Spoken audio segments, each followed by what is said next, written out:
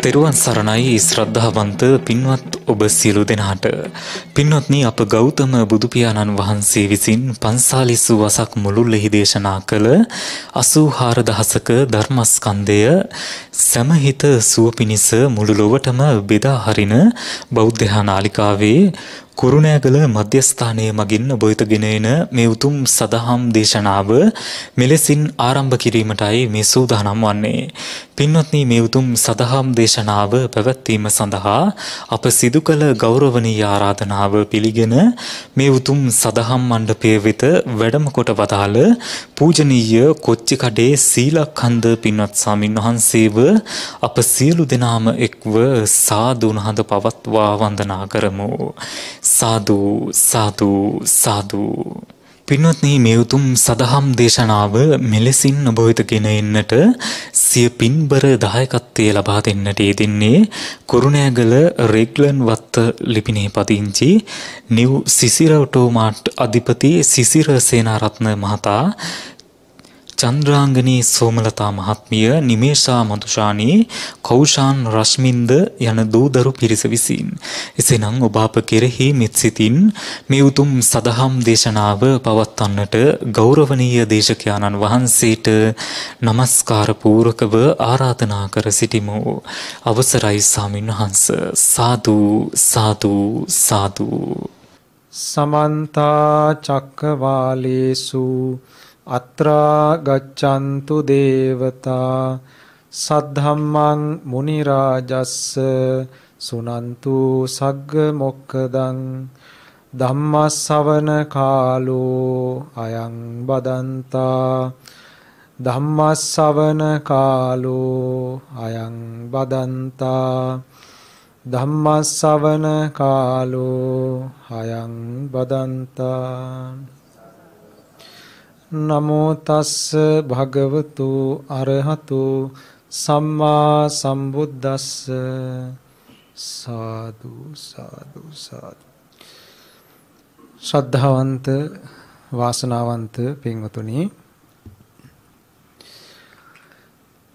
අද මේ ධර්මදේශනාව තුළින් අපි අදහස් කරන්නේ බුදුරජාණන් වහන්සේ දේශනා කරපු අපේ ජීවිතය උපමා කරලා දේශනා කර අපේ ජීවිතය ගැන එක්තරා උපමාවක්. ඔබ දන්නවා දියසුලිය. දියසුලිය දැකලා තියෙනව නේද?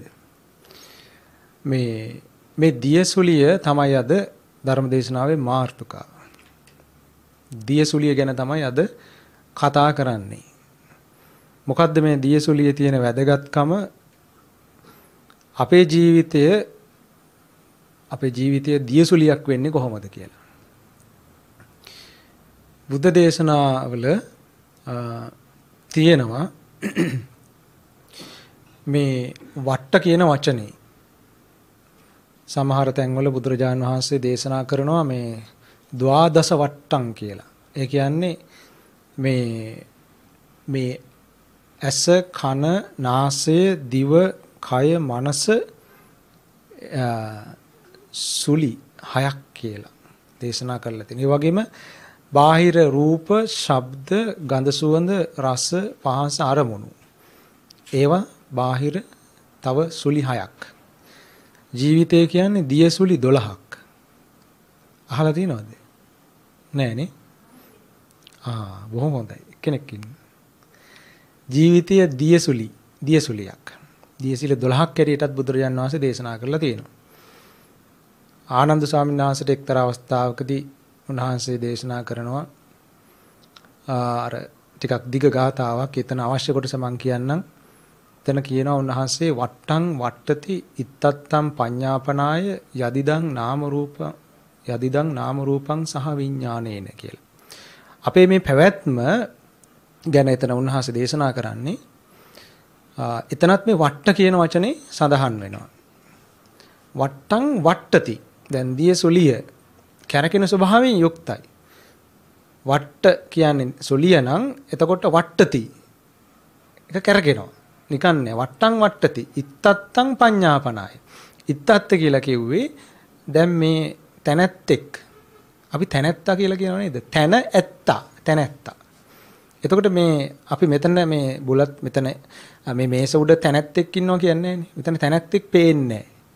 නමුත් මෙතන තැනැත්තෙක්, ඔතන තැනැත්තෙක් පේනවද?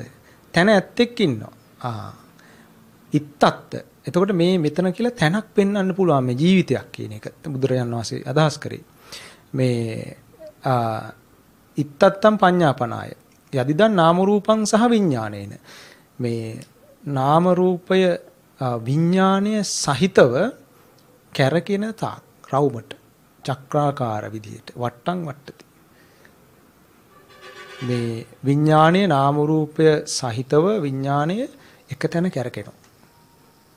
ඒ කැරකෙන තාක් බුදුරජාණන් වහන්සේ කියනවා කෙනෙක් මැරෙනවා, ජායතවා, ජීයතවා, මීයතවා, චයතවා, උපජ්ජේතවා, එත්තාවතා අදිවචන පතු, එත්තාවතා නිරුත්ති පතු, එත්තාවතා පඤ්ඤාවචරං කියලා ඔන්නෝම බුදුරජාණන් වහන්සේ දීර්ඝ විස්තරයක් කරනවා.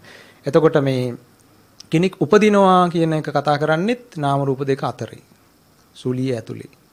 මැරෙනවා කියන එක කතා කරන්නේත් නාම රූප දෙක අතරේ. දිය සුලිය ඇතුළත. එතකොට කෙනෙක් චුත වෙනවා කියලා අපි හිතන්නේ යනවා කියලානේ.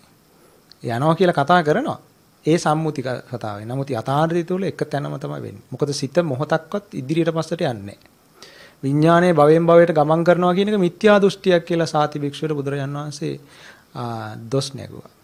කොහෙද හිස් පුද්ගලයෝ මම එහෙම එකක් කියලා තියෙන්නේ කියලා. විඥානයේ භවයෙන් භවයට යනවා කියලා අදහස් කරන් ඉන්නවා සමහරු මේ බෞද්ධ අය හිතන් ඉන්නේ මේ විඥානයේ භවයෙන් භවයට යනවා කියලා.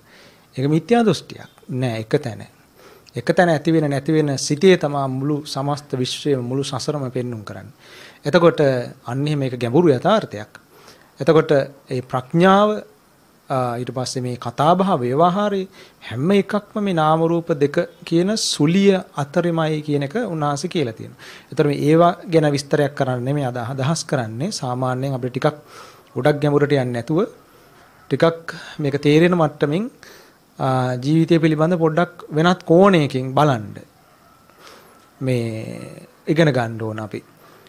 දැන් එතන වට්ටම් වට්ටති කියන වචන තියෙනවා. වගේ මේ සුත්ත නිපාතේ බොහොම ගොඩක් තැන්වල මේ වට්ට කියන වචනේ සඳහන් කරලා තියෙනවා. වට්ටම් තේසන් නත්ති පඤ්ඤාපනාය. රහතන් වහන්සේලා ගැන කියනවා මේ රහතන් වහන්සේලා තුල අභ්‍යන්තරයේ කැරකෙන්නා වූ අර්බුදයක් අවුලක් පෙන්වන්න නැහැ කියනවා. රහතන් වහන්සේ නමකගේ සිත හරියටම මේ සංසිඳි දියසුලියක් සංසිඳිච්ච තැන වගේ. මහා සාගරයේ හිතන්නකො දියසුලියක් කැරකෙනවා කියලා මේ දියසුලියක් කැරකි තිබුණා. එතකොට මේ සුලිය යම්කිසි වෙලාවකදී සංසිඳුණා කියලා හිතන්නකො. මොනෑම් හේතුවක් නිසා හරි. සංසිඳුණාට පස්සේ සාමාන්‍ය සුලියක ස්වභාවය තමයි රොඩු බොඩු ඇදගෙන තමයි කැරකෙන්නේ. වටේ තියෙන ඔක්කොම ඇද ගන්න. නේද? ඒ ඇදගෙන කැරකෙන්නේ. එතකොට සුලිය සංසිඳුණාට පස්සේ සුලියක් පේනවද? පේන්නේ නැහැ. හැබැයි අර රොඩු බොරු ටික මෙච්චර කල් කැරකිච්ච රොඩු බොරු ටික පේන්න තියෙන්න පුළුවන් පාවි. අන්න ඒ වගේ තමයි කියනවා රහතන් වහන්සේගේ සිත සුලියක් සංසිඳිච්ච මහා සාගරය වගේ කියනවා. අර රොඩු බොඩු ටික වගේ තමයි උන්වහන්සේගේ ඇවිදින කය. එතකොට මේ කය තියෙනකන් ලෝකයා දෙවි මිනිසුන් බුදු කෙනෙක් ගැන කතා කරනවා කියන. බුදුරජාණන් වහන්සේව පේන්නේ අභ්‍යන්තරය ඔක්කොම සංසිඳිලා තියෙන්නේ. බාහිරින් රූපය ගමන් කරන නිසා, කය ඇවිදින නිසා කියනවා බුදු කෙනෙක්ව දකින්නේ. එතකොට රහතන් වහන්සේ නමක් ගැන කතා කරන්න තියෙන්නේ මේ රූපේ චලනය වෙන එක දිහා බලලා විතරයි. අභ්‍යන්තරයේ සංසිඳිලා තියෙන්නේ. එතකොට මහා සාගරයේ ජලයේ යම්කිසි සුලියක් කැරකෙනවා. සුලියක් හැදෙන්නේ කොහොමද? සුලියක ස්වභාවය මොකක්ද? ජල ධාරා දෙකක් එකිනෙකට ප්‍රතිවිරුද්ධව ගැටීම නිසා නේද සුලියක් මේ හැදෙන්නේ. ජල ධාරා දෙකක් එකිනෙකට ප්‍රතිවිරුද්ධව ගැටීම නිසා එකක් මේ පැත්තෙන් එනවා අනිත් එක මේ පැත්තෙන් එනවා. එතකොට දෙක ගැටෙනවා. ගැටිලා කැරකෙන්න පටන් ගන්නවා. ඔම කැරකි මේක තියෙන්න පුළුවන්. සාගරේ. හිතන්න මේ මහා පෘථුවියම එකම ජලස්කන්ධයක් කියලා. උන්වහන්සේ එහෙම උපමා කරපු අවස්ථා තියෙනවා. මේ මුළු පෘථුවියම ජලස්කන්ධයක් හැටියට හිතන්න කියලා. ඒ වෙන උපමාවක් ගැන කියද්දි එතකොට අපි හිතමු මේ මහා පෘථුවියම පොළොව නෙමේ සම්පූර්ණයෙන්ම මහා ජලස්කන්ධයක්. එතකොට අපි හිතමු දැන් මේ මහා ජලස්කන්ධයේ පෘථුවියේ අපි හිතමු සුලි ලක්ෂයක් තියෙනවා. දියසුලි ලක්ෂයක් තියෙනවා. එතකොට අපිට ගිහිල්ලා බැලුවාම මේ මහා සාගරෙ දිහා නිකන් උඩ ඉඳලා බැලුවාම අපිට පේනවා දියසුලි කැරකෙනවා. සුලි කැරකෙනවා කියලා අපිට පේනවා. එතකොට මහා සාගරයේ ජලස්කන්ධය වෙනම එකක් පේනවා අපිට. අපි වෙන් කරලා හඳුන ගන්නවා මේ මහා සාගරයේ ජලය. හැබැයි මොකක් හරි මෙතන මේ කැරකෙන එකකුත් තියෙනවා. එතකොට අපි ඒක වෙනම තේරුම් ගන්න බලනවා. මතක තියාගන්න මේ වෙන් කිරිල්ල තමයි භයානක. දියසුලිය සහ සාගරය වෙන් කිරන තැන තමයි සියලු අරුබුද හටගන්නේ. තේරුණාද? ඒක දැන් අපි ජීවිතයට ගලපනවා අපේ ජීවිතයට. මේ ගැඹුරු කාරණයක්. එතකොට හොඳට බලන්න මේ සුලිය පිළිබඳව උපමාව. මහා සාගරයේ ජලය තියෙනවා වතුරෙන්ම කැරකෙන සුලියක් තියෙනවා. එතකොට බැලූ බැල්මට දෙකක් පේනවා. මොකද්ද? ජලය කියලා වෙනම එකක් පේනවා. අපි ජලයේ ඒ මහා සාගරයේ වතුර ජලයට ඒ සුලිය කියන්නේ නැහැ. ඒකට මේ මුහුද කියනවා. අරකට සුලිය කියනවා. දෙකක් හැදිලා නේද? ද්වේතාවේ. එතනත් හදාගෙන තියෙන්නේ ද්වේතාවේ. මෙන්න මේ දෙකක් කියලා වැටහෙන එක සම්පූර්ණයෙන් සමතලා කරන්න ඕන. මට්ටම් කරන්නයි බුදුරජාණන් වහන්සේ උගන්වන්නේ. ගොඩනගන්න නෙමෙයි. මොකද්ද කරන්න තියෙන්නේ? මේ ධර්මයේ තුල සමතලා කිරිල්ලක් කරන්න තියෙන්නේ. මට්ටම් කරන්න තියෙන්නේ. ඒ නිසා දැන් අර කැරකිච්ච සුලිය, ඉස්සිච්ච සුලිය මට්ටම් කරන්න, සමතලා කරන්න, සබ්බ සංකාර සමතය. මේ ඉස්සිච්ච කැරකිච්ච ගොඩනැගිච්ච සමතලා කරන්න, සමතයකටපත් කරන්නයි බුදුරජාණන් වහන්සේ උගන්වන්නේ. ඒක තමයි අවසාන ඉලක්කය අපේ බෞද්ධයාගේ. එතකොට දැන් ඔන්න මතක තියාගන්න මහා සාගරයේ ජලය තියෙනවා. මේකේ සුලියක් කැරකෙනවා. එතකොට බැලූ බැල්මට මේක දිහා බලන කෙනා දෙකක් හදා ගන්න ඕන අරුබුදේ. එහෙම දෙකක් හදාගන්න එක හරිද කියලා බලමු අපි ඉස්සෙල්ලා. එකත් හරිද? වතුර තියෙනවා. ඊට පස්සේ අමුතු එකක් කැරකෙනවා. ඒකට සුලිය කියනවා. මේකට වතුර කියනවා. දැන් දෙකක්නේ. සුලිය වතුර. එතකොට දැන් බලන්න ඕන බුද්ධිමත්ව මේ දිය සුලිය වතුරෙන් වෙන් කරන්න පුළුවන්ද? දිය සුලිය මෙහෙම කඩලා අරන් යන්න පුළුවන්ද ගෙදර? මූදේ කැරකෙනවා දිය සුලියක්. මම මේ සාගරය වෙන් කරලා සුලිය කඩලා ගන්නවා කියලා ගන්න පුළුවන්ද? බෑනේ. එහෙනම් එතකොට සාගර ජලය සහ සුලිය කියන දෙකම 100% එකම ජලය නෙමෙයිද? අන්න වැදගත්කම. එතන ඒ සමෝ දැන් මහා සාගරයේ ජලයත්වත් මේ එකත් මුදෙක් වතුර, දිය සුලියත් සම්පූර්ණයෙන් වතුර. මහා සාගරයේ යම් ජල ස්වභාවයකින් යුක්තද, දිය සුලියත් 100% ජල ස්වභාවයෙන් යුක්තයි. එහෙම බලනකොට මොකද වෙන්නේ? අර ද්වේතාවයේ කැපිලා යනවා. හිතෙන් දෙකක් කැටියට වෙන් කරන එක ඒ දෘෂ්ටිය කැපෙනවා. සමතලා වෙනවා. අන්න සංස්කාර සමතේටපත් වෙනවා. දෙකක් කැටියට වෙන් කරගත්ත ගමන් මනසේ අවුලක් හැදෙනවා. ඒ අවුල තමයි සංසාරයට ගෙනියන්නේ ඉස්සරහට. තේරුණාද? පොඩි තැනකින් පටන් ගන්නෙ. හැබැයි මහා අවුලක් වෙලා නවතින්නේ. දැන් බලන්න ඒකට මේ පොඩි තැනකින් පටන් ගන්න අවුල මහා අවුලක් වෙනවා කියන්නේ එක මැස්මක් දැන් ගවුමක් කියන දේ නිර්මාණය වෙන්න එක මැස් මෝල් කොච්චර ගහනවද? හිතමු 1000ක් විතර ගහනවා කියලා. එතකොට එක මැස්මක් හරි සරලයි. පොඩි තැනකින් පටන් ගන්න. හැබැයි මැස් මෝල් 1000ක් එකතු වුණාම ගවුම කියලා එකක් පේනව නේද? අන්න ඒ වගේ තමයි. තේරෙනව නේද? පුංචි තැනක් වරද්ද ගත්ත ගමන් අපි මේ ලෝකයේ දිහා බලන කෝණේ වර්ධින තැන මැස්මක චූටි අබෑටයක චූටි දශමක වැරද්ද වෙන්නේ. ඒ දැක්ම වැරදිච්ච ගමන් ඔක්කොම වර්ධිනවා. මහා අරුබුදයක් හැදිලා තමයි නතර වෙන්නේ. තේරුණාද? නිර්මාණය වුණානේ ගවුමක් කියලා එකක් අර මැස් මෝල් 1000ක් එකතු වෙලා. අන්න ඒ වගේ තමයි අපි දකින කෝණය, ජීවිතය දිහා බලන කෝණය පොඩ්ඩක් හරි වරද්දපුවාම ඒ වැරදි එක එකතු වෙලා 1000ක් වුණාන් පස්සේ ලොකු වැරදි 1000ක්. වැරදි 1000ක් වුණාම ලොකු අරුබුදයක් ජීවිතේ පංච උපාදානස්කන්ධ ලෝකයේ කියලා අරුබුදයක් හැදෙනවා. ගවමු අපි. තේරුණා නේද? හැබැයි අන්තිමට මුලට ගිහිල්ලා බැලුවාම වරද්දලා තින්නේ බලපු කෝණේ වැරද්දක්. මොකක්ද ඒ කෝණේ? මම දැන් කිව්වා. වතුර සහ සුලිය දෙකක් ඇටියට දැකපු වැරද්ද. සරල එකක් නිකන්. ඒ වැරද්ද නිසා තමයි ප්‍රශ්නේ හැදෙන්නේ. අන්න ඒ වගේ තමයි දැන් අපේ ජීවිතය සලකන්න ඕන මේ මෙහි විශ්වයේ සමස්ත සියල්ලත් මේ අපි ක්‍රියා කරන මේ ජීවිතයත් දෙක. දියසුලිය සහ ජලය. අන්න එතනට අපි එන්න ඕන. තේරුණාද? අපි එතනට දැම්මම එන්නේ නැහැ. තව පොඩ්ඩක් බලමු මේ මොකද්ද මේ කියලා. දැන් මේක එකපාරටම මේක අහන්නේ. තව ටිකක් අපි මේක ගැන බලමු. දැන් තව පුංචි කාරණා මේක තව තේරුම් ගන්න. දැන් වතුර තියෙනවා, දියසුලිය තියෙනවා. දියසුලියේ 100%ක් ජලය, ජලයේ මුහුදේ තියෙන 100%ක් ජලය. එතකොට දෙක ජල ස්වභාවයෙන් සමානයි. දියර ස්වභාවයෙන් සමානයි. මහ මුහුදයි සුලියයි දියර ස්වභාවයෙන් එක සමානයි. එතකොට හැබැයි අපි දෙකක් කියලා හිතන් ඉන්නවා. ඒක වැරදි දැක්ම. එතකොට අනිත් එක අපි තව දියසුලි ගැන කතා කරන දියසුලි ලක්ෂයක් තව තියෙනවා කියලා. අපි නිකමට බලමු මොකද වෙන්න කියලා.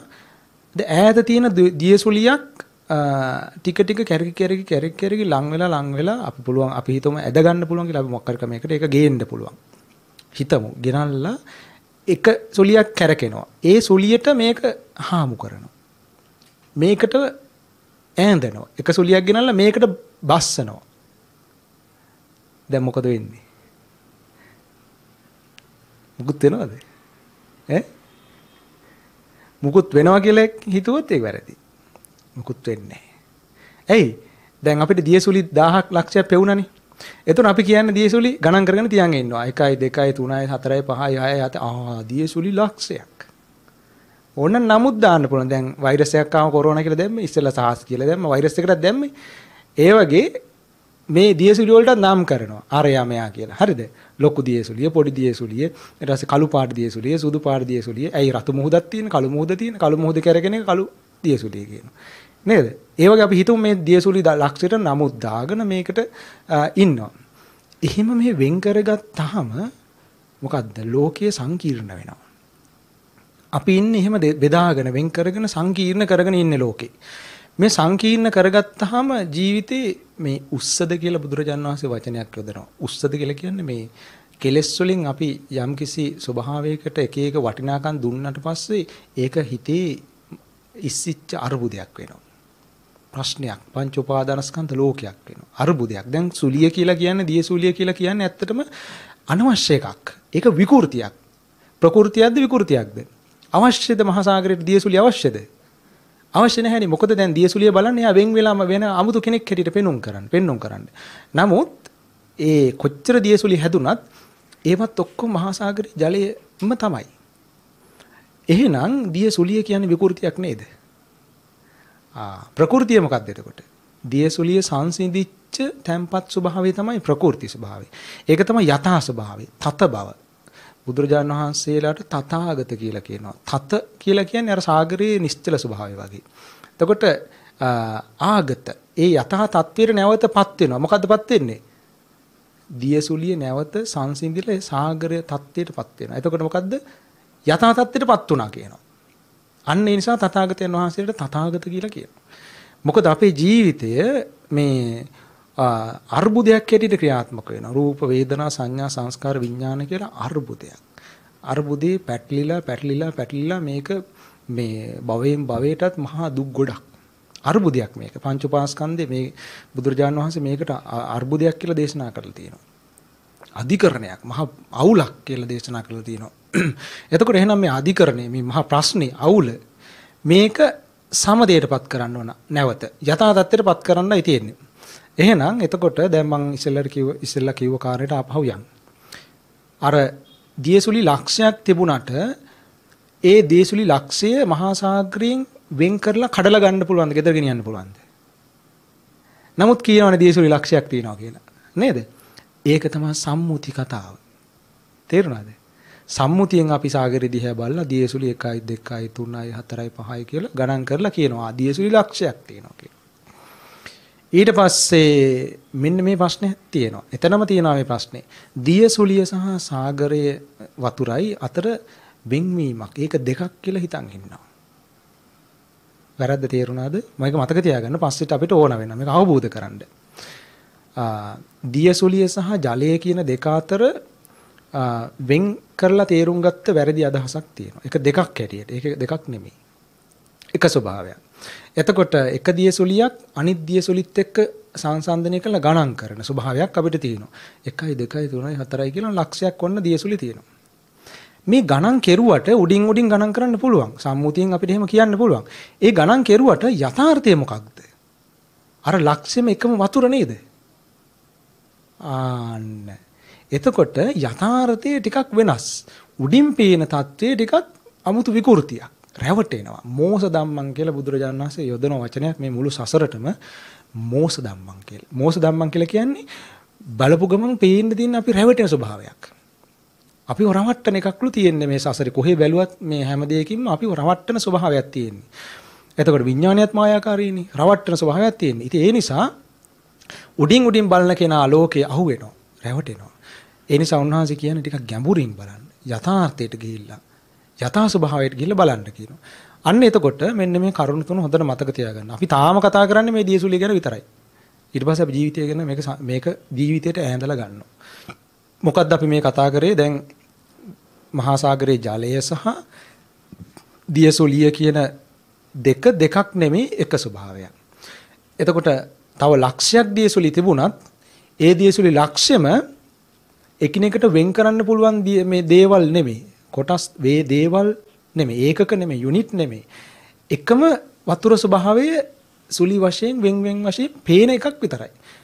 ඒකයි මම කිව්වේ අර ඈත තියෙන දියසුලි අපි හිතමු ඔක්කොම ටික 99998ක් 99ක් ඔක්කොම හිමීට අරවා ටික තල්ලු කරගෙන ඇවිල්ලා එක දියසුලියකට බැස්සුවොත් මොකක් වෙයිද? මුකුත් වෙන්නේ නැහැ නේද? එකම ඊට පස්සේ එක සුලියයි නේ. දැන් ලක්ෂ එකක් වුණා. එතකොට අර ලක්ෂය මේක අස්සේ තියනවද? ඒත් නෑ නේද? හොඳට මතක තියාගන්න ඒක ඒ මුලා වෙන්න පුළුවන්. අර ලක්ෂෙම ගෙනල්ලා 99999ම ගෙනල්ලා එකකට බැස්සුවත් එතන අරව හැංගිලා නෑ අස්සේ. ඇයි අරවත් වතුර මේකත් වතුර. මහා සාගරයත් වතුර. එතකොට වතුරම නෙමේද මේ විවිධ සුලි වශයෙන් පෙනිලා ලක්ෂයක් ඇටියට පෙවුනේ. ද්වේතාවයකුත් පෙනුනේ. මහා සාගරයෙන් වෙන් වෙච්ච දෙයක් වගේත් පෙනුනේ ඒ වතුරම නේද? එතකොට ඔන්න ඔය විදිහයි දැන් අපි ගලපනවා මේක අපේ ජීවිතේට. දැන් ඉස්සෙල්ලා අපි පහුගිය ධර්ම දේශනාවේදී එක මහත්මයෙක් ඒ දේශනාව අවසානයේදී ඇවිල්ලා මගෙන් ඇහුවා ස්වාමීන් වහන්සේ එතකොට මේ සත්‍යෝ ගොඩක් ඉන්නවා. කොහෙන්ද උපදින්නේ? මේ කොච්චර ප්‍රමාණයක් ඉන්නවද? දැන් මේ එක එක්කෙනා මැරිලා ඇවිල්ලා උපදිනවා. හරි ගොඩක් ඉන්නවානේ. මේ දැන් එයා කල්පනා කරන්නේ එතකොට මේ දැන් බැලුවාම අර උඩින් බලන කෝණි සම්මුති වශයෙන් ගණන් කරන්න පුළුවන් සත්‍යෝ. මනුස්ස ලෝකේ කෝටි ගාණක් ඉන්නවා. තිරිසන් ලෝකෙ මෙච්චර ඉන්නවා. දිව්‍ය ලෝකෙ මෙහෙම ඉන්නවා කියලා ගණන් කරගෙන ගියා කියමුකෝ අපි. එහෙම ගණන් කරා කියලා ඒ උඩින් ගණන් කරන්නේ. නමුත් යථාර්ථය බැලුවාම සත්‍යෝ එක්කිනෙකුත් නැහැ ගොඩකුත් නැහැ. මොකද එහෙම කිව්වොත් වෙන්නේ? බය වුණාද? දැන් උඩින් බැලුවාම ගණන් කරලා ප්‍රමාණයක් කියන්න පුළුවන්. දැන් අපි මේක ගලපමු. බුදුරජාණන් වහන්සේ කියලා තියෙන්නේ මෙහෙම ගලපලා ජීවිතය අවබෝධ කරගන්න කියලා. දැන් දියසුලි ලක්ෂයක් තියෙනවා මහා සාගරේ. එතකොට අර දියසුලි 99999ම ගෙනල්ලා එක දියසුලියකට බැස්සුවාම මොකද වෙන්නේ? දියසුලි 99999ක් අතුරුදහන් වුණාද? අපි තුමු එතන තියෙන ඒ දියසුලියත් සංසිඳුණා. එතකොට මොකද වෙන්නේ? දියසුලි ලක්ෂයක් නැති වුණාද? බලන්න දියසුලි ලක්ෂයක් නැති වුණා කියන අය. දියසුලි ලක්ෂයක් නැති වුණේ නැහැ. නේද? එතකොට එහෙනම් ඔන්න අපි හිතමු ආයේ දියසුලි ලක්ෂයක් මේ රැලි කැරකිලා ආයේ ලක්ෂයක් හැදෙනවා. එතකොට දියසුලි ලක්ෂයක් කියලා අමුතු වතුරෙන් තොර වූ වෙන් වෙච්ච දේවල් ලක්ෂයක් පහළ වුණාද? කඩාගෙන අරන් යන්න ගෙදර ගිහින් තම්බලා කන්න එහෙම එකක් නෑ නේද? එහෙනම් හැබැයි ලක්ෂයක් පේනුන්නේ නැද්ද? ඒව ටික එකට එකතු වෙලා එකකට බැස්සහම මේ අතුරුදහන් වුණාද? එකකට එකක් වුණාද අන්තිමට? ඒක සංසිඳනව අන්තිමට මුකුත් නැති වුණාද? ඒ අදහස් ඔක්කොම වැරදි. හැබැයි බාහිරින් බැලුවම අපිට පේනවා ලක්ෂයක් ගණන් කරලා කියන්න පුළුවන්. නමුත් අන්තිමට රහතන් වහන්සේලාට වෙන්නේ මොකද? උන්වහන්සේලා මේ බලන්න මේ පුදුම දහමක්. උන්වහන්සේ කියන තේරගාතාවල අන්තිමට මේ තමා කියන හැඟීමක් නැති වෙනවා කියනවා. අනුන් කියන හැඟීමක් නැති වෙනවා කියනවා. ඒ කියන්නේ මොකද්ද? එක දියසුලියක් කියන එකත් වැරදි. දියසුලි ගොඩක් කියන එකත් වැරදි කියන එකයි උන්වහන්සේ කිව්වේ. ඇයි? එක දියසුලියක් කියලා ගන්නත් බෑනේ. හුදෙක් ජලයනේ. එහෙනම් ලක්ෂයක් කියලා ගන්න පුළුවන්ද? බෑ. එහෙනම් එක මිනිසෙක් කියලා ගන්න පුළුවන්ද? මිනිස්සු ගොඩාක් කියලා ගන්න පුළුවන්ද? එක සත්වයක් කියලා ගන්න පුළුවන්ද? සත්වය ගොඩාක් කියලා ගන්න පුළුවන්ද? යථාර්ථය තුල ගන්න බෑ. සම්මුතිය තුල ගණන් කරන්න පුළුවන්. එහෙනම් මේකට කියනවා නේද සංසාර සාගරය කියලා. ඈ? එතකොට සාගරේ කැරකෙන දියසුලි කවුද? දැන් අපි උපමාවක් නේ කතා කරේ. ඇඟිරියට යන්න පුළුවන්. ඔබත් මමත් දියසුලියක්. මොකද හිතෙන්නේ? මෙතන කීයද? 1 2 3 4යි 9 10 11 12 13 14 15 16 17 18 මාත් එක්ක 19යි අර මහත්යත් එක්ක දියසුලි 20ක් මේ කාමරේ තියෙනවා දැන් මෙතන රෙකෝඩින් කරන තැන. මෙතන දියසුලි 20ක් තියෙනවා. එතන අපිට බාහිරින් බැලුවහම ඔන්න 20ක් ගණන් කරන්න පුළුවන් නේද? අපි හිතමු මහා සාගරයේ ජලයෙන් දියසුලි 20ක් ඇදිලා තියෙනවා. 1යි 2යි 3යි 4යි 5යි කියලා 20ක් ගණන් කෙරුවා. අපි හිතමු මං කියවනේ අර ඔක්කොම එකතු කරලා එකකට බස්සනවා කියලා. කොහොමද දැන් මේවා ටික එකට බස්සන්නේ? මුළු සත්ත්ව සංහතියම එකකට බස්සන්න පුළුවන්ද? පුළුවන්. මම බස්සලා පෙන්නන්නද දැන්? මෙන්න මෙහෙමයි ඒක අවබෝධ කරන්නේ. බුදුරජාණන් වහන්සේ දේශනා කරා මේ ජීවිතය නැමැති දියසොලියේ තියෙන ගුණාංග මෙච්චරයි. මොනවද? තද ගතියක් තියෙනවා, දීර්ඝ ගතියක් තියෙනවා, උණුසුම් ගතියක් තියෙනවා, වායෝ ගතියක් තියෙනවා. ප්‍රධාන වශයෙන් හතරම ගොඩාක් විස්තර කරන්නේ නැහැ වෙලාව නැති නිසා. විඳීම් ස්වභාවයක් තියෙනවා, හඳුනා ගැනීම ස්වභාවයක් තියෙනවා, ක්‍රියාත්මක චේතනා ස්වභාවයක්, ක්‍රියාත්මක ස්වභාවයක් තියෙනවා, දැනීම් ලක්ෂණයක්, විඥාන ස්වභාවයක් තියෙනවා. ඔන්න ඕක තමයි සුලිය. දැන් ඔබ තුල තියෙන්නේ මොකද්ද? තද ගතිය, දීර්ඝ ගතිය, උණුසුම් ගතිය, වායෝ ගතිය. හොඳයි මේ ලෝකේ අනන්ත විශ්වයේ ඈත තියෙන සියලු සමස්ත තද ගතිය ඈඳ අරගෙන එනවා. ගෙනල්ලා මේ තද ගතියට මුහු කරොත් තද ගතියට ලස්සන්ට බැහැලා යන්නේ නැද්ද? මැච් වෙනවා නේද? තද ගතියට ලස්සන්ට බැහැලා යනවා. ඒකයි මං කිව්වේ අර දියසුලි 99999ම ඇදගෙන ඇවිල්ලා එක දියසුලියකට බැස්සුවත් ඒත් වතුරමයි. අර 99999ත් වතුරමයි. ඒතර වතුර ගෙනල්ලා වතුරට බැස්සුවම ලස්සන්ට මැච් වෙන්නේ නැද්ද? එකම සමාන නිසා. ආන්න දැන් එහෙනම් කොහොමද දැන් තේරුණා නේද වස්තු විදිය ප්‍රඥාවෙන්. ඒතර මේ අනන්ත විශ්වයේ කෙලවරක් නැහැ. අනන්ත විශ්වයේ මේක මහා සාගරයක් වගේ. අනන්ත විශ්වයේ සියලුම පඨවි ධාතු ස්වභාවය, තද ගතිය, සත්වයන්ගේ වේවා, ගස්කොළන් වේවා, පෘථුවි වේවා, ග්‍රහ තාරකයි මේ ඔක්කොගෙම තියෙන තද ගතිය ඔක්කොම ගෙනල්ලා අපේ තද ගතිය, මේ ශාරීරියේ තද ගතියට සම්බන්ධ කරොත් මේක ලස්සනට බැහැලා යනවා, මැච් වෙනවා. ඇයි තද ගතියට මනාකොට එකඟ වෙනවා.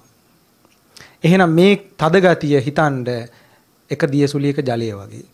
එතකොට අනිත් ලක්ෂෙම අනිත් 99999ම ඒ දියසුලිය වල ඒ දියර ස්වභාවයත් මේ තද ගතියට සම්බන්ධ කරලා හිතන්න මේ විදිහමයි කියලා. එතකොට අනිත් තද ගති ටික අනිත් තවත් තද ගතියකට ලස්සනට මැච් වෙනවා. ගැළපිලා යනවා. එතකොට මේ ඔක්කොම තද ගති එකක් හැටියට දකිනකොට පුද්ගලයෙක් අහු වෙනවද එක්කෙනෙක් කියලා? එක්කෙනෙක් කියන්නත් බෑ, ගොඩක් කියන්නත් බෑ. බුදුරජාණන් වහන්සේ කිව්වා අන්න ඒ විදිහට අනන්ත විදිහට දකින්න කිව්වා. විමුක්තිය ස්වභාවය මේ කියන්නේ. එතකොට රහතන් වහන්සේලා මෙහෙම තමයි දැක්කේ. මේ විදිහට පටවි ධාතුව තද ගතිය බලන්න ඕන. තමන්ගේ ඇඟේ තියෙන තද ගතියයි මේ මුළු විශ්වයේ අනන්ත විශ්වයේ තියෙන තද ගතියයි අර ඔක්කොම එක තද ගතිය. එතකොට තමන්ගේ තද ගතිය කියලා ගන්න බෑ. ඇයි ඔක්කොම සීල තද ගතිය එක ස්වභාවයෙන් යුක්තයි.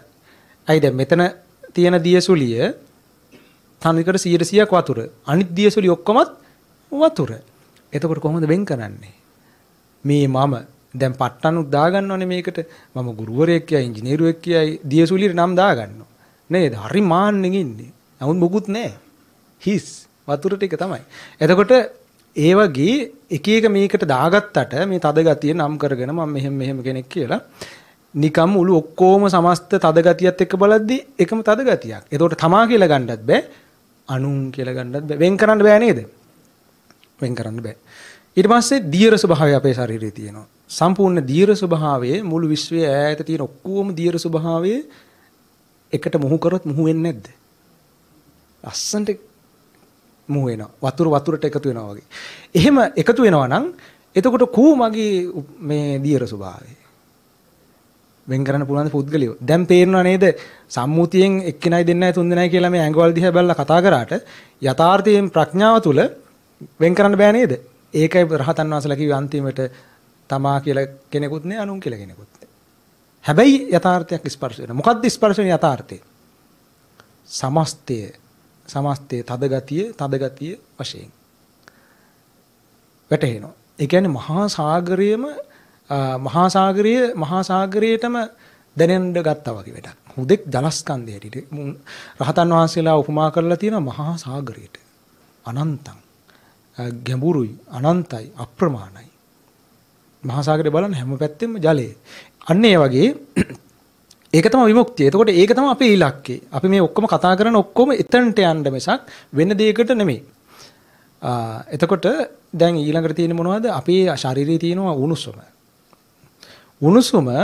මේ තියෙන ශරීරයේ තියෙන උණුසුම සහ මුළු විශ්වයේ ඈත සියලුම උණුසුම එකට ඈඳුවොත් එකට කලවම් කරොත් ලස්සනට කලවම් වෙන්නේ නැද්ද? ඇයි අපේ ඇඟේ ඇතුලේ තියෙන උණුසුමයි මේ ලයිට් එකේ සිරු එළිය උණුසුමයි කියලා 아무තු එකක් තේනවද? එහෙම කන්නේ ඔක්කොම එකම උණුසුම. තේරුණාද? ගින්නේ තියෙන උණුසුම තමයි මේ ඇඟේ ඇතුලේ තියෙන උණුසුම. එතකොට මේ උණුසුම ඔක්කොම එකයිනේ. තේරුණාද? එතකොට මේ ඈත විශ්වයේ සියලු සත්වයන් තුල සහ බාහිර ඔක්කොම තියෙන එකම ඒ උෂ්ණත්වය මේ උෂ්ණත්වයට සම්බන්ධ කරලා නුවණින් බලනවා. එතකොට ලස්සනට බහිලා යනවා. අර දියසුලි ඔක්කොම ගෙනල්ලා එක දියසුලියකට බැස්සුවා වගේ. අන්තිමට දියසුලි ගෙනල්ලා බැස්සුවා කියලා කිව්වට වතුරමයි ගෙනල්ලා වතුරට කලවම් කරලා තියෙන්නේ. අන්න එතනට එන්න ඕන. එතකොට මොකද වෙන්නේ? ගොඩනැගිච්ච මානසික ලෝකේ සමතලා වෙනවා. ඇයි බුදුරජාණන් වහන්සේ කිව්වේ ගොඩනගන්න එපා සංස්කාර ගොඩනගන්න එපා සමතලා කරන්න. සබ්බ සංකාර සමතේ. දැන් මේ බුදුදහමේ කරන්න තියෙන්නේ ගොඩනැගිච්ච ආධ්‍යාත්මික ලෝකේ මට්ටම් කිරිල්ලක් කරන්නේ.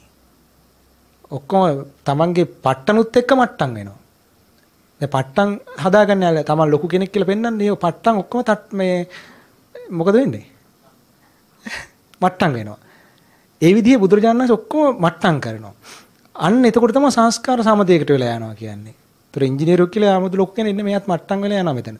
එතකොට මේ විදිහට ලෝකයේ බලනකොට කිසි දෙයක වැදගත්කමක් පේන්නේ නැහැ. දැන් ඊළඟට මොකද්ද? අපේ තුල තියෙන උණුසුම නෙමෙයි වාතය හුළඟ.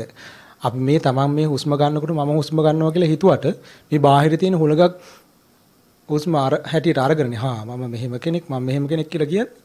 ඉතින් මේ බාහිර තියෙන හුස්මත් අරගෙන නේද එහෙම කියන්නේ. ඒක සුදුසු නෑ. මොකද මේ තමා තුළ තියෙන සියලු 100%ක් වාතයේ ස්වභාවයත් මුළු අනන්ත විශ්වයේ තියෙන සියලු වාතයේ ස්වභාවයත් එකට මුහු කරාම මුහු වෙනවා. වාතයට සම එක වෙනවා. එහෙනම් එක්කෙනෙක් කියලා ගන්නෙ කොහොමද මේ වායෝ ධාතුව මුල් කරගෙන? ගොඩක් කියලා ගණන් කරන්නේ කොහොමද මේ වායෝ ස්වභාවය මුල් කරගෙන? ගණන් කරන්න බෑනේ. අර සුලියට කල්පනා කරන්න එතන උපමා කරලා තේරුම් ගන්න. එතකොට අවබෝධ කරන අදහසින් අහන්න. හෙට නෙමෙයි අවබෝධ කරන්නේ දැන් මේ අහන වෙලාවේ. එතකොට ඔය හතර තියෙන ප්‍රධාන වශයෙන් අපේ ශරීරයේ. දැන් එහෙනම් මුළු සමස්ත සියලු විශ්වයේ තියෙනව තද ගතිය මේ තද ගතියට ලස්සන්ට මූ වෙනවා. කලවම් වෙනවා. සියලුම විශ්වයේ තියෙනා වූ සත්වයන් සහ බාහිර අයගේ තියෙන ඔක්කොම උණුසුම අපේ අපි තමා තුළ තියෙන උණුසුමට කලවම් වෙනවා ලස්සන්ට. එකම ස්වභාවයක්. එතකොට දියර ස්වභාවයේ මුළු විශ්වයේම තියෙන ඔක්කොම අනන්ත ඈත ඔක්කොම මේ තමන්ගේ ශරීරයේ තියෙන දියර ස්වභාවයට කලවම් කරනනම් කලවම් වෙන එකම ස්වභාවයක්. දැන් එතකොට පුද්ගලියෙක් කියලා උස්සන්න බෑ. මමත්වයක් නැහැ. මාන්නේ නැති වෙනවා. මේ දැන් මට්ටම් වෙනවනේ එහෙම සමව බලද්දී. සමව ලෝකයේ දැකීම තමයි ප්‍රඥාව. විෂම බවක් ලෝකේ වැටහෙනවා නම් විවිධත්වයක් ඒක මෝහයේ ස්වභාවය. දේශනාවේ තියෙන්නේ. ඒ නිසා සමව ලෝකේ පේන්න ඕන. සමව මට්ටම් වෙන්න ඕන. එතකොට ඔය විදිහට මේ පඨවි තද ගතිය, දියර ගතිය, උණුසුම් ගතිය, වායෝ ගතිය. දැන් මේකට මේ අනන්ත විශ්වයේ තියෙනව සියලුම මේ තද ගතිය, දියර ගතිය, උණුසුම් ගතිය, වායෝ ගතිය ලස්සන්ට කලවම් වුණා. එහෙනම් දැන් එක්කෙනෙක් කියන්න පුළුවන්ද මේ ශරීරයට? මෙතන එක්කෙනෙක් කියන්න පුළුවන්ද? ඒතකොට අනිත් අයට ගණන් කරලා කියන්න පුළුවන්ද අර වෙන් වෙච්ච කෙනෙක් මේ තද ගතියෙන් අරව තද ගතිය වෙන් වෙලා කියලා කියන්න පුළුවන්ද? බෑ. ඇයි? එහෙම කිව්වොත් එයා උඩින් ලෝකෙ දිහා බලලා තින්නේ. ඇයි? දැන් දියසුලි ලක්ෂයක් තියෙනකොට එයා උඩින් බලලා කියනවා මේ සුලිය අනිත් සුලියට සම්බන්ධ නැහැ. මේක වෙනම එකක් අරක වෙනම එකක්. නමුත් යටින් ජලයේ ඔක්කොම එකට සම්බන්ධයි. අන්නේ සම්බන්ධය පේන්නේ නැහැ අපිට. උඩින් බැලුවාම 20ක් කතා ගණන් කරලා කියන්න පුළුවන්. දැන් තේරෙනවද සම්මුතිය තුලින් යනවා යථාර්ථයට යන්න ඕන කියන්නේ. ගැඹුරට යන්න ඕන. නැත්තම් උඩින් අතක ගා ඉඳී අපි හැමදේම සංසාරේ. ඒතකොට එහෙනම් කාව පිනවන්නද මේ එක්කෙනෙක් නැත්තම් ගොඩකුත් නැත්තම් කාව සතුටු කරන්නද මේ ජීවත් වෙන්නේ අපි. ඒක තමයි බුදුරජාණන් වහන්සේගේ මෝස ධම්මං. අපිව රැවටෙනවා. විඥාන මායාව අපිව රවට්ටනවා. අපි මේ කිවල් දොරවල් හදාගෙන යාන වාහන අරගෙන අමුතු මේ දරු මල්ලු හදාගෙන අමුතු එකක් සාර්ථක කරගන්න යනවා. ඇයි කවුරුත් ඉඳලා නෑ අන්තිමට බලද්දි. ඇයි එක්කෙනෙකුත් නෙමෙයි ගොඩකුත් නෙමෙයි. එතකොට අර මහත්ය හැවෙන ප්‍රශ්නයක් ස්වාමීන් වහන්සේ මේ සත්‍යය ඇවිල්ලා ගොඩාක් උපදිනවා. මේගොල්ලෝ කොහෙන්ද එන්නේ? මුලින් අටගත්තේ කොහොමද? ඔය මුලින් කතාවල් නෑ මොකුත් අන්තිමට. මහා සාගරයේ ජලයේ සුලි කොච්චර තිබුණත් කොච්චර මේ වෙලාවකට හැංගිලා ගිහිල්ලා ආපහු යම් තැනකින් මතු වුණත් එතකොට ඒ ඔක්කොම මොනවද? ඒ අමුතුවෙන් කොහොමවත් පහළ වෙච්ච නෙමෙයි. අර වතුරමයි. එතකොට එහෙනම් දියසුලියක් සංසිඳුණා කියන්නේ සංසිඳුණා කියලා හිතමුකෝ. දියසුලියක් වතුරේ සංසිඳුනහම මොනවද? මහා සාගරයේ ජලයේ චුට්ටක් වැඩි වෙනවද? සුලියක් කැරකි තිබුණා. ඇයි අපි හිතන්නේ සුලිය වෙනම එකක් වතුර වෙනම එකක් කියලානේ. එහෙම වුණා නම් සුලිය සංසිඳුනහම මේකේ පොඩ්ඩක් වැඩි වෙන්න ඕන. දියසුලියක් සංසිඳුනහම පොඩ්ඩක්වත් වැඩි වෙන්නේ නැහැ වතුරේ. තේරුණාද? දියසුලිය සංසිඳුනා කියලා අවකාශයට 아무තු දෙයක් එකතු වෙන්නෙත් නැහැ. අන්න ඒ වගේ තමයි යම්කිසි කෙනෙක් අරහත්ත්වයටපත් වෙලා පිරිණුවුනහම අමුතුවෙන් පරිනිර්වාණ ධාතුවේ මුකුත් පිරෙන්නෙත් නැහැ. මේ සංසාරෙන්ට අමුතුවෙන් කිසිවක් අඩු වෙන්නෙත් නැහැ. තේරුණාද? ඔන්න ඔය විදිහ මායාවක් කියලා තමයි බුදුරජාණන් වහන්සේ දේශනා කරන්නේ. මේක අවබෝධ කරගන්න. මායාවක් මේ ලෝකේ. මායාකාරී ස්වභාවයක අමුතුවෙන් නැති වෙන්න දෙයක්වත් නැහැනේ. ලබා ගන්න දෙයක්වත් නැහැ. ඒක මායාවක් කියන්නේ ඒකයි. ඒ මායාකාරී ස්වභාවයෙන් පවතිනකොට අල්ලන්න අමාරුයි. ඒ නිසා නමුත් මේකේ තේරුම් ගන්න පුළුවන් අපිට. එතකොට මේ මායාකාරී ලෝකේ මේ අපි භුක්ති විඳකට මේ කිසි දෙයක් ලබා ගන්න බෑ. දැන් ඔන්න අපි ඊළඟ තැනට යනවා. තද ගතිය, උණුසුම් ගතිය, දියර ගතිය, වායෝ ගතිය අපි කතා කරා. ජීවිතයක කොටස් පහයිනේ තියෙන්නේ. දෙවෙනි එක තමයි විඳීම් ස්වභාවය. කායික විඳීම් විඳිනවා, මානසික විඳීම් විඳිනවා. සැප දුක් උපේක්ෂා කියලා. එතකොට මේ Taman තුල විඳින්න තියෙනා මේ විඳීම කෙනෙක්ව රිදෙනවා. ඒ විඳින ස්වභාවයක් තියෙනවානේ. කෑමක් කෑම යම් වින්දනයක් ඇති වෙනවා. ඒ වගේ මේ විඳීම් ස්වභාවයක් තමා තුළ තියෙනවා. දැන් තමා මధుරෙක් කියවහම අමුතු විඳීමත් අනිත් කෙනා මේ මధుරෙක් කියවහම විඳීමක් නැද්ද යාට? මේකමයි අතන. තේරුණාද? මේ දියසුලියේ ස්වභාවයමයි අනිත් දියසුලියේ තියෙන්නේ. මේ දියසුලියේ වතුර ස්වභාවය නම් 100%ක් අනිත් දියසුලියේ 100%ක් වතුර. අන්න ඒ වගේ තමයි අපි තුල තියෙනා වූ විඳීම 100%ක් අනිත් සියලු සත්‍යයන් තුළ තියෙනා වූ විඳීම් ලක්ෂණය හා එක සමානයි. එතකොට සියලුම මේ විශ්වයේ සත්‍යයන් තුළ ක්‍රියාත්මක වෙන විඳීම් ස්වභාවය අපි හිතමු එකට ගෙනල්ලා මේකට කලවම් කරනවා. තම මේ එක පුද්ගලයෙකුගේ විඳීමට අනිත් සියලු විඳීම් ඔක්කොම ඇදගෙන ඇවිල්ලා මේකට කලවම් කරොත් කලවම් වෙන්නේ නැද්ද? ලස්සනට වතුරට වතුර වගේ කලවම් වෙනවා. එහෙනම් මේ විඳීම් තමන්ගේ විඳීම් ටිකක් අල්ලගෙන තමන් කොහොමද වෙනම කෙනෙක් ලෝකෙන් වෙන් වෙච්ච කෙනෙක් කියලා කියන්නේ? ඔක්කොම එකට සම්බන්ධයි. උඩින් බලලා කතා කරන්න පුළුවන්. ඇයි දියසුලි වෙනම පේනවනේ ගණන් කරන්න. නමුත් යටින් ඔක්කොම සම්බන්ධයි. වතුරනේ ඔක්කොම. එතකොට ඊළඟ එක සංඥාව. රූප හඳුනා ගැනීම, ශබ්ද හඳුනා ගැනීම, ගන්ධ සුවඳ හඳුනා ගැනීම, රස හඳුනා ගැනීම, පහස හඳුනා ගැනීම, අරමුණු හඳුනා ගැනීම සංඥාවක් තියෙනවා. ඒ තමා තුළ තියෙන සංඥාව 100%ක් ඒ සංඥා ස්වභාවයටම අනිත් සියලු සත්‍යයන් තුළ ක්‍රියාත්මක වෙන සංඥා ස්වභාවය ඔක්කොම එකට එකතු කරලා ගෙනල්ලා මේ තමා තුළ තියෙන එක මේ සංඥා ස්වභාවයට එකතු කරොත් කලවම් කරොත් මොකද වෙන්නේ? ලස්සන කලවම් වෙන්නේ නැද්ද? කරන්න බෑ. මං කියන්නේ කලවම් වෙන්නේ නැද්ද? ප්‍රඥාවෙන් දකින්න ඕනේ ඒක. එතකොට අර සියලු අනිකුත් දියසුලි ඔක්කොම එකට එකතු කරලා ගෙනල්ලා එක දියසුලියකට කලවම් කරාම අමුත්තක් වෙන්නේ නැහැනේ. එකට ලස්සනට මැච් වෙනවනේ. අන්න ඒ වගේ තමයි මේ විශ්වයේ කොච්චර අනිත් සංඥාවල් තිබ්බට ඒ ඔක්කොම සංඥාවල් තමා තුළ තියෙන සංඥාවල් ලක්ෂණේ එක ලක්ෂණේ එකම සමානයි. වතුර නම් වතුරම තමයි. ඒ විදිහටම එක සමානයි. ওই විදිහට සමව බලන්න ඕනේ. එතකොට මොකද වෙන්නේ? සබ්බ සංකාර සමතේ. ගොඩ නැගිච්ච මම 아무තු කෙනෙක් මෙහෙම කියලා පට්ටම් දාගත්තුවා ඔක්කොම මට්ටම් වෙලා යනවා. අර සමව දකින්නකොට. එතකොට ඊළඟට මොකද්ද තියෙන්නේ? අපි තුල මානසිකව ක්‍රියාත්මක ස්වභාවයක් තියෙන. එක හැටියකට හිටින්නේ නැහැ. මනස හැම වෙලෙම ක්‍රියාත්මකයි. ඉඳගෙන හිටියත්, නැගිටලා හිටියත්, ඇවිද්දත්, නිදාන හිටියත් මොන විදිහට හිටියත් හැම ඉරියව්වෙම මනසේ ක්‍රියාත්මක ස්වභාවයක් තියෙන. එක හැටියකට හිටින්නේ නැහැ. ඒ ක්‍රියාත්මක ස්වභාවය තමයි චේතනාව කියලා කියන්නේ. එතකොට දැන් දියසුලියෙත් එක හැටියකට හිටින්නේ නැහැ නේද? ඒක කැරගෙනවා, දඟලනවා. එක හැටියකට ඉන්නේ නැහැ. ඒ ක්‍රියාත්මක ස්වභාවයට සමාන කරන්න. අන්න ඒ වගේ තමන්ගේ චේතනාව යම් ක්‍රියාත්මක ස්වභාවයකින් යුක්තද සියලුම අනන්ත විශ්වයේ සියලුම සත්‍යයන්ගේ මානසික ක්‍රියාත්මක ස්වභාවය ඔක්කොම එකට එකතු කරලා ගෙනල්ලා මේ තමා තුළ ක්‍රියාත්මක ස්වභාවයට මුහු කරොත් ලස්සනට අර වතුරට වතුර එකතු වෙනවා වගේ එකතු වෙනවා. එහෙනම් එක්කෙනෙක් හෝ ගොඩක් කියලා කියන්න පුළුවන්ද මේ සසරේ? අන්න අර දෘෂ්ටි කැපිලා යනවා.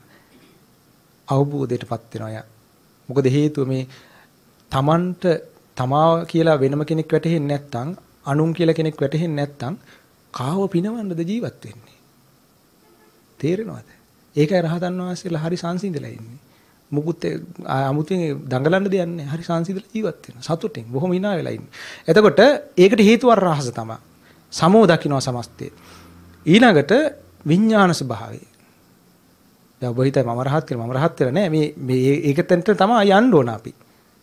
ඉලක්කයක් දීලා තියෙනවා. එතකොට ඉලක්කේ ශ්‍රාවකයෝ කතා කරනවා. ඔබත් අපිත් කතා කරලා අපි ටික ටික මෙතනට යන්න ඕන. එතකොට විඥානය කියලා කියන්නේ දැනෙන ලක්ෂණ. රූප දැනෙනවා. ශබ්ද දැනෙනවා. ගන්ධ සුවඳ දැනෙනවා. රස දැනෙනවා. පහස දැනෙනවා. අරමුණු දැනෙනවා. දැනෙන ස්වභාවයක් තියෙනවා. ඒ දැනෙන ස්වභාවය තමා තුළ සිද්ධ වෙන්නා වූ දැනෙන ස්වභාවය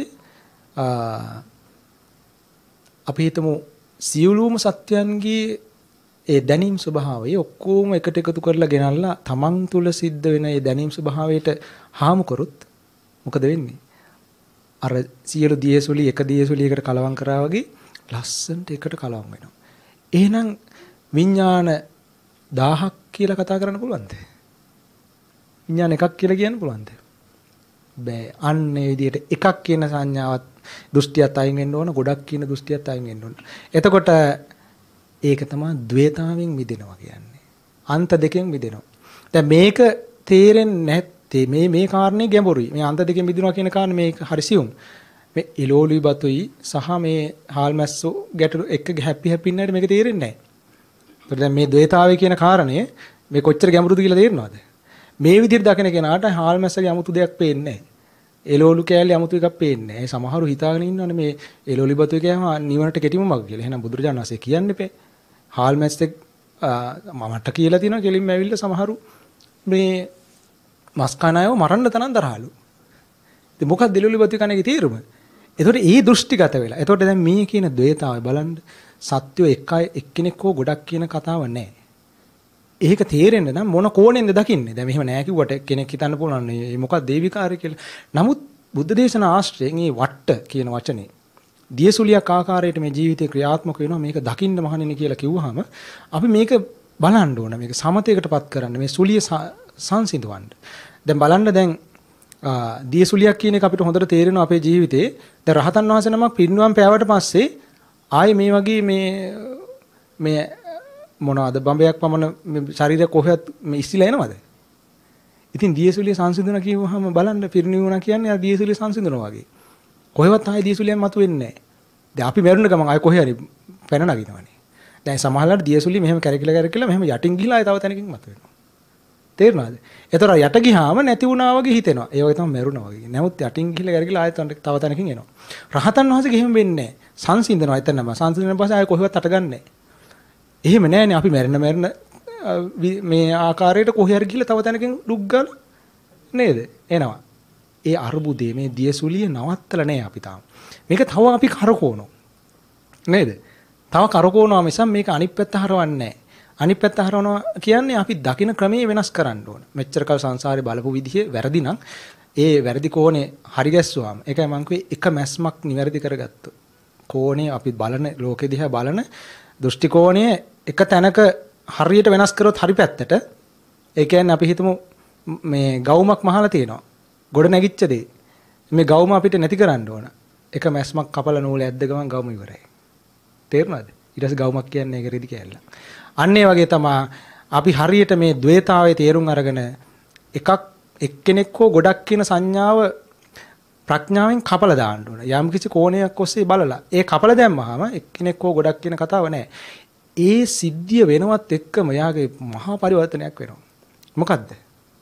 පංච උපාදානස්කන්ධේ විසිරිලා යනවා. අර ගවුම විසිරිලා ගිහලා රෙදි කෑල්ලක් බවට පත් වුණා වගේ බුදුරජාණන් වහන්සේ කියනවා මේ පංච උපාදානස්කන්ධ ලෝකේ විසිරවන්න කියනවා. විසිරවන්නේ කොහොමද? මේ ගැටක ගහන යන්නේ අපි. අර වගේ මේ කෝණයේ ඔස්සේ බලලා කපන්න ඕනේ. එක මැස්මයි කපන්න තියෙන්නේ. කොහොමද? එක්කෙනෙක් සහ ගොඩක් කියලා වැටහෙනවනේ ඒක වැරදි. ඒක මං කිව්වේ අර සාගරය සහ සොලිය දෙකක් කියලා වැටහෙනවා නම් අන්න ද්වේතාවය. ඒක එකම ධර්ම ස්වභාවයක් කියලා හුදෙක් වතුර හැටියට වැටුණා නම් අන්ත දෙක නැහැ. ඒක විමුක්තිය අනන්තයි. අන්න ඒ විදිහට තමයි බුදුරජාණන් වහන්සේ දේශනා කරන්නේ මේ සමතේටපත් වෙන්න කියලා. දැන් මේක තේරුණාද? එතකොට දැන් අපි මුලින් කතා කරන්නේ මේ මෙතන මේ 20ක් විතර ඉන්නවා කියලා. එහෙම බැලුවහම කෝටි 800ක් ඉන්නවා කියලා කියන්න පුළුවන්. ඒ උඩින් නේද? එතකොට එහෙනම් මේ සංසාර සාගරේ කිව්වම මොනවද? බුදුරජාණන් වහන්සේ ලස්සනට කියලා තියෙනවා ඇස කන නාසය දිවකය මනස සාගරයට උපමා කරලා තියෙනවා. එතකොට රූප ශබ්ද ගන්ධ රස පහස අරමුණු රැලි වලට උපමා කරලා තියෙනවා. බාන්න බුදු කෙනෙක් දැකපු විදිහේ ජීවිතේදී අපි මොනවද කරන්නේ? මොනවද අපි කරන්නේ? තේරෙනව නේද? පෞකාර ජීවිත අපි ගෙවන්නේ. බොහොම දුර්ලභව මේ ලැබිච්ච අවස්ථාවේ මේක තේරුම් ගන්න නැතුව අපි මොනවද කරන්නේ? එතකොට මහා කලකිරීමක් ඇති වෙනවා. ඉතින් ඒ නිසා අපි උනන්දු කරලා උත්සාහවත් කරලා මේ ওই පිංගුතුන් ඇදලා ගන්න හදන්නේ මේක අවබෝධ කරගන්න මහන්සි ගන්න කියලා. එතකොට දැන් ඔබට තේරෙන්න ඕන මේ කියපු කාරණේ පොඩ්ඩක් හරි වැටහෙන්න ඕන. අඩුම තරමේ හැඟීමක් හරි ඇති වෙන්න ඕන. එහෙනම් මේ කියපු සමතය මොකද්ද? සීල සංස්කාර සමනය කිරීමක්, සමතයටපත් කිරීම, පංච උපාදානස්කන්ධයේ මට්ටම් කිරීමක්. නේද? මට්ටම් කරන එකක් කරන්නේ. මේ මට්ටම් කරන්න නම් අර කෝණිය ඔස්සේ බලන්න ඕන. එතකොට සත්‍ය එක්කෙනෙක් කියලා වැටහෙන්නෙත් නැහැ. ගොඩක් කියලා වැටහෙන්නෙත් නැහැ. එතකොට මොකද වෙන්නේ? අනන්ත විමුක්තියක් ස්පර්ශ වෙනවා. එතකොට සමස්ත සාගරය ස්පර්ශ වෙනවා. දැන් මේ ඒ කියන්නේ සාගර ජලය ඒ කියන්නේ මුළු විශ්වයේම මේ රහතන් වහන්සේලාට වෙන්නේ මොකද්ද? මේ විදිහට සමව දැක්කහම මුළු විශ්වයේම එකපාර අත්දකින්න උන්වහන්සේලා. ඇයි අනන්තයිනේ. දැන් බලන්න සුලියක ස්වභාවය මොකක්ද? එයා හිතුවක්කාර විදිහට තනිව කැරකිලා ජලයෙන් වෙන් වෙච්ච කෙනෙක් වෙන්න හදන්නේ. නමුත් ඒ දිය සුලියම ආපහු ඒක කැරකෙන එක නැවතිලා මහා සාගර ජලයේම බවටපත් වුණොත් තත බවට යථාර්ථයේ යථා ස්වභාවයටපත් වුණොත් ඊට පස්සේ මුළු සමස්ත සාගරයම එකපාර දැනෙනවා. තේරෙනවද? එතකොට උන්වහන්සේගේ විඥානයේ සම්පූර්ණ මුළු විශ්වයේම උන්වහන්සේට මනාකොට දැනෙනවා. ඒ දැනෙන නිසාම කොහේවත් අවිද්‍යාවට හැංගෙන්න තැනක් නැහැ. තේරුණාද? එතකොට එහෙනම් අපිට ඉලක්කයක් තියෙනවා. එතකොට මෙන්න මේක තමයි බුදුදහම කියන්නේ. මේ බුදුදහම මේක ශාසනය, බුද්ධ ශාසනය මේ ඉලක්කය අපිට දීලා තියෙනවා. අපි මෙතනට යනවද නැද්ද? මොකද හිතන්නේ ඔය යන්න ලෑස්තිද? අපි පහුගිය දේශනාවෙත් කරා මේ 3 දෙනෙක් ඉන්නවා. මඩ ගොහුරක් තියෙනවා, ගැඹුරු මඩේ ඉන්නවා එක්කෙනෙක්. ඊට පස්සේ ටිකක් ගොඩ හරිය මඩේ ඉන්නවා, ගොඩ ඉන්නේ බුදුරජාණන් වහන්සේ. උන්වහන්සේ මේ ධර්මයේ කියලා කතා කරනවා. එන්න මේ ගොඩට කියලා. එතකොට මේ දුර්ලභ මනුස්ස ජීවිතයක් ලැබිච්ච කෙනා ගැඹුරු මඩේ ඉන්නේ කියන්නේ පුතත්ජන කෙනා. ඒ අතරින් පොඩ්ඩක් හරි ප්‍රඥාව තියෙන කෙනා ඇත්තට මේ ගමනම යන්න ඕන. කවදාවත් ගියේ නැති ගමනක් කියලා කොහොම හරි අර මඩ ගෑවිගෙන හරි උත්සාහයෙන් අඩිය තියලා යනවා මගක් දුර. මගක් දුරට ආපු කෙනා තමයි මඩ ගෑවිලා තියෙන තවත්. හැබැයි ගොඩ හරිය මඩ. ඒ සෝවතාපන්න කෙනා. ওই විදිහට ළඟට ආපු එක්කෙනා සකදාගාමි අනාගාමි රහතන් වහන්සේ කියන උන් ගොඩට ආපු කෙනා. ඒ බුදුරජාණන් වහන්සේ කියපොදී අහගෙන ආවා. එතකොට දැන් ගැඹුරු මඩේ ඉන්නව තව පුතග්ජන 아무තු කට්ටියක්. එක පුතග්ජන කෙනෙක්නේ දැන් මේ පිළි අරගෙන මේ ආවේ. එයා හොඳයි. එයා මේ ජීවිතය අවබෝධ කරගන්නවා. අනිත් කෙනා තමයි මේ එනවා කියලා අර ඉඟි කරනවා විතරයි. උලුප්පල පෙන ඔව් මේනවා. ධර්මයට මේනවා, මේ පන්සලට මේනවා කියලා උලුප්පල පෙන්නනවා. ඔව් මම මේ බණ අහනවා, එනවා මම අවබෝධ කරනවා කියලා පෙන්නන. හැබැයි අඩිය හොල්ලන්නේ යටි. ඒ කියන්නේ අපිව රවට්ටන. ඒ බණ අහලා අවබෝධ කරනවා අපිත් කියලා අර පෙන්නලා ඒ රවට්ටන පිරිසක් ඉන්නවා. අඩිය හැම ඉන්න තැන හිමම ඉන්නවා. අඩියක්වත් තියන්නේ උත්සාහයක් නැහැ. එතකොට ඒ අපිව රවට්ටන කෙනා අනිත් එනා තමයි ධර්මයට පිටුපාලා. බුදුරජාණන් වහන්සේට පිටුපාලා, සංඝයාට පිටුපාලා. ඒකට බැන බැන අපිට වැඩක් නැහැ ඕ. අපි හොඳට කාලා බිලා ඉඳලා මැරිලා යනවා කියලා මේ අනිත් පැත්ත හැරිලා යන කෙනා. එතකොට දැන් මෙතන මේ කියපු කට්ටිය අතර ඔබත් මමත් ඉන්නවා. කියන්න බලන්න ගැඹුරු මඩේ කොහෙද ඉන්නේ? පිටුපාපු කෙනාද? එනවා කියලා පෙන්නන කෙනාද? ඇත්තටම අඩිය තියලා එන කෙනාද? පොඩ්ඩක් දුරට ආපු කෙනාද කියලා ඔන්න මම දන්නේ ඔන්න ඔබම තීරණය කරගන්න. ඒ නිසා මෙච්චර අපි උනන්දු කරන්නේ මේ බුද්ධ ශාසනය ලැබිච්ච කාලේ විතරයි. මේ ඊට පස්සේ අපිට මොනසු ජීවිතයක් ලැබුණාට අවුරුදු ලක්ෂයක් අවශ්‍ය ලැබුණත් වැඩක් නැහැ. හිස් ජීවිත අපි ගත කරලා මැරෙන්නේ බුද්ධ ශාසනයක ප්‍රයෝජන ගන්න. ඒ නිසා මේ උපතින් බෞද්ධයෙක් හැටියට නෙමෙයි මම කියන්නේ. උපතින් අන්‍යයම් කෙනෙක් හැටියට මේ ධර්ම දේශනාව ඔබට කරේ. ඒ නිසා එහෙම හරි හිතලා පොඩ්ඩක් මේ උනන්දු වෙන්න. තේරෙනව නේද? අන්‍යයම්ක සුදු ස්වාමීන් වහන්සේලා කොච්චර ප්‍රයෝජන ගන්නවද මේ ආගමෙන්, මේ ධර්මයෙන්. තේරෙනවද? ඇයි බෞද්ධයන්ට මෙච්චර 175ක් බෞද්ධ ඉන්න රටේ ඇයි මේ උනන්දු වෙන්නේ නැත්තේ? ගිහිල්ලා කොඩි වැලක් එල්ලන්නේ කොහොමද? ඉචානි දුවගේ මොනවාද? ප්‍රශ්න පත්‍ර බැලීමට හොඳ ගුරුවරු ලැබේවා. ඒ වගේ කොඩි එල්ලන්නේ. ඉතින් ඔහොම තත්ත්වයක් නම් මේ තියෙන මෙච්චර බණ ඇහෙන රටේ මේ බෞද්ධ මීට වඩා වෙනස් වෙන්න ඕන. ලැජ්ජාවටපත් වෙන්න ඕන. සංවේගයටපත් වෙන්න ඕන. සංවේගයටපත් වෙලා මේ උනන්දු වෙලා අඩියක් ඉස්සරහට තියලා එන්න බලන්න. ඒ නිසා මේ අද සාකච්ඡා කරමු මේ ධර්මයේ ගැඹුරුයි. අවුරුදු ගාණක් හිතන්න දේවල් තියෙනවා. හිතන කෙනා ප්‍රශ්න අහනවා. අපි කොච්චර බණ කිව්වත් අහලා ස්වාමීන් වහන්සේ අර අතන මට තේරුන්නේ නැහැ. එහෙම කවුරුත් අහන්නේ නැහැ. දැන් බණ අහන අය හිතන්නේ ධර්ම දේශනා කරාම සාදුකාර දීලා යනවා. ඒ වුණාට මම මේ තරහට නෙමෙයි කියන්නේ. උනන්දු කරවන්න. අපි රැවටෙනවා කියලා හිතන් ඉන්නේ. ඒක අපිට තේරෙනවා මේගොල්ලෝ කරනවද නැද්ද කියලා. තේරුණාද? කතා කරද්දි වචන දෙක තුනක් කතා කරද්දි මොනවද කතා කරන්නේ? කතා කරන රටාවෙන් ටස් ගාලා තේරෙනවා අභ්‍යන්තරයේ මොකද්ද වෙන්නේ කියලා. ඉතින් ඒ නිසා මහන්සි වෙන කෙනෙක් වෙන්න. තේරෙනව නේද? ධර්මයත් එක්ක හැප්පෙන්න, අවබෝධ කරගන්න. ආයේ මේ අපිට මනුස්ස ජීවිතයක් කවදා හම්බෙයිද දන්නේ. ඉතින් ඒ නිසා හැමෝටම මේ දුර්ලභ අවස්ථාව කෝටි 800ක් ජනතාව අතරින් මේ කෝටි කීපයකට විතරයි බණ ඇහෙන්නේ බුදුබණ. ඉතින් මේ ටික අහලා ඔබ ධර්ම දේශනාවකට මේ දායකත්වය දරලා මේ ලෝකෙටම ධර්ම බෙදා දීලා මේ විශාල පිනක් මේ කරගන්නේ ධර්ම දානමය. ඉතින් මමත් මේ පින කරගත්තා. අමෘතය දන් දුන්න අපිටත් අමෘතය ලැබේවා කියන අදහසින් මේ ධර්ම දේශනාවේ ගැඹුර අවබෝධ වේවා කියලා කවුරු සාදු කියනවා.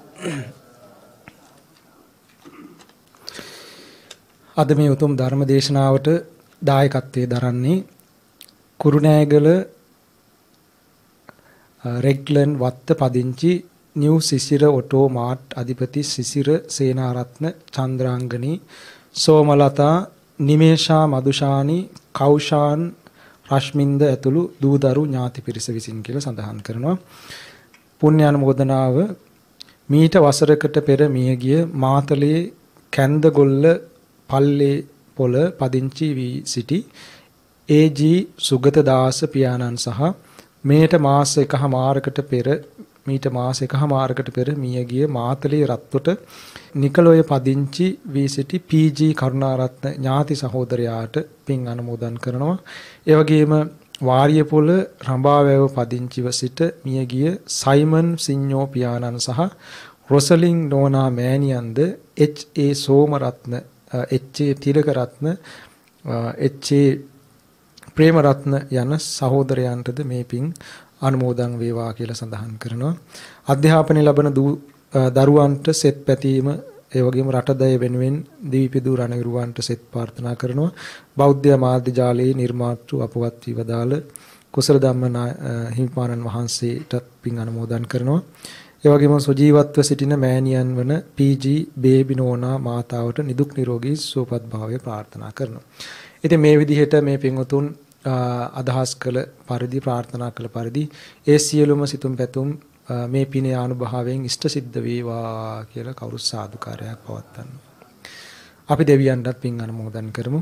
ආකාසට්ඨා ච බුම්මට්ඨා දේවා නාග මහිද්దికා පුඤ්ඤාන්තං අනුමෝදිත්වා චිරං රක්칸තු ශාසනං. ආකාසට්ඨා ච බුම්මට්ඨා දේවා නාග මහිද්దికා පුඤ්ඤාන්තං අනුමෝදිත්වා චිරං රක්칸තු දේශනං.